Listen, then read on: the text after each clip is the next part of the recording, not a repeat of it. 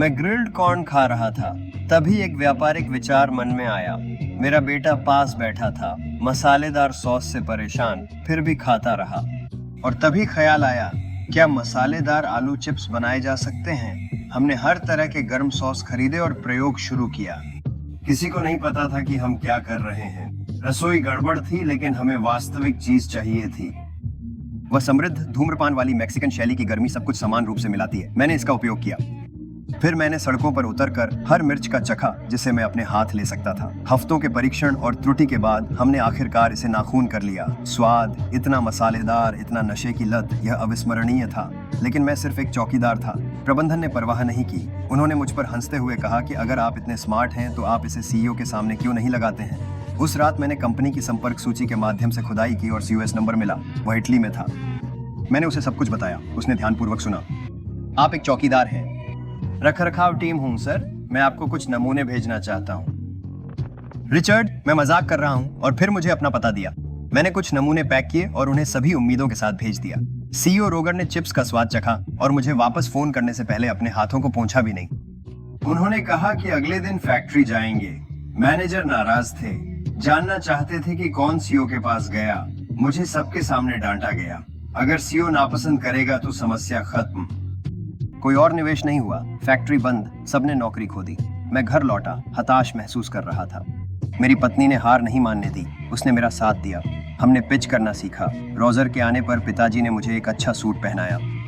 मैं इतना हूँ। मुझे इस पर गर्व महसूस हो रहा है। आप सभी को उसके नाखून मिले हैं। समय कम था। रोगर ने मुझे बुलाया और प्रस्तुत करने का कहा। स्क्रिप्ट बनी थी, पर जैसे ही मैंने बोलना शुरू किया, मैं रुक गया। इसलिए मैंने स्क्रिप्ट हटाई, चिप्स पकड़े और सीधा बोला। किसी ने बाजार हिस्सेदारी के बारे में पूछा। मुझे समझ नहीं आया, तो मैंने बस अपनी बाहों से सुपरमार्केट की अलमारियों को दिखाया। सब हंसे, लेकिन मैं बात करता रहा। मैंने लोगों की साहसिक स्वाद की ख्वाहिश समझाई। रोगर ने मेरी नकल की। बाद में उन्होंने मेरे कागज नहीं देखे। उत्पाद जारी हुआ, लेकिन बिक्री खराब थी। किसी ने इसे नहीं खरीदा।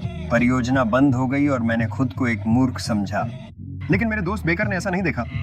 यहाँ देखो, जिस व्यक्ति से मैं 10 साल पहले मिला था, वह पलक नहीं झपकता। वह इसे किसी भी तरह पूरा करना चाहता था। मैं अब से 20 साल में आपको नहीं देखना चाहता, सिर्फ ये पता लगाने के लिए कि आप अभी भी नीचे के कदम पर नीचे हैं। रात भर मैं सो नहीं सका। परिवार से चर्चा के बाद एहसास हुआ कि हमने विपणन नहीं किया। मैं टूटा महसूस कर रहा था। मेरे बड़े बेटे ने अपनी बचत दी। उसने इसे विज्ञापन के लिए इस्तेमाल करने को कहा। मैंने दोस्तों से मदद मांगी और उन्हें प्रचार के लिए जोड़ा। फैक्ट्री में सबको चिप्स पर यकीन दिलाया। कुछ ने रोका, पर बेकर ने समर्थन दिया। हमें सच्चाई पता थी। चिप्स कोई समस्या नहीं थे, उन्हें मामूली एक्सपोजर चाहिए था। मैंने बॉक्स ट्रकों पर लॉट किए, खबरें फैलाईं और नमूने बांटे। हमारा परिवार हर बैग खरीदता और जिज्ञासु खरीदारों को उत्पाद समझाता। लोग इसे खरीदने से रोक नहीं सके। बिक्री बढ़ गई। त्रैमासिक रिपोर्ट रोजर की डेस्क पर आ गई। रोजर ने पूछा, फैक्ट्री का मार्केटिंग बजट कितना था? मैनेजर ने बताया, 0 खर्च। वह चौकीदार के सुझाव का समर्थन नहीं करता था। रोजर ने सच्चाई देखी। उन्होंने 5 मिलियन यूनिट्स का ऑर्डर दिया। फैक्ट्री वापस सक्रिय हो गई। मशीनें धड़धड़ाई और कर्मचारी लौटे। हम लगातार काम कर ऑर्डर पूरा कर गए। 6 महीने बाद फैक्ट्री फल फूल रही थी। एक दिन बेकर ने मेरे सामने खुद का परिचय दिया। अब नजरें नए प्लांट मैनेजर और बेकर्सफील्ड की ओर हैं। मुझे उपलब्धि पर गर्व हुआ, लेकिन मैं अब भी चौकीदार के रूप में खुद को देखता रहा। फिर मैं सफाई के लिए ऑफिस गया। रोजर बाहर खड़ा था। बिजनेस कार्ड निकालकर दरवाजे पर लगाते हुए बोला, मार्केटिंग डायरेक्टर। हर ओर तालियां गूंजी। वैसे ही मैं बिक्री का प्रमुख बन गया। मैंने फिर अपनी सांस ली और जूली को फोन किया। मैंने उसे बताया कि मैंने अपने सपने को साकार कर दिया।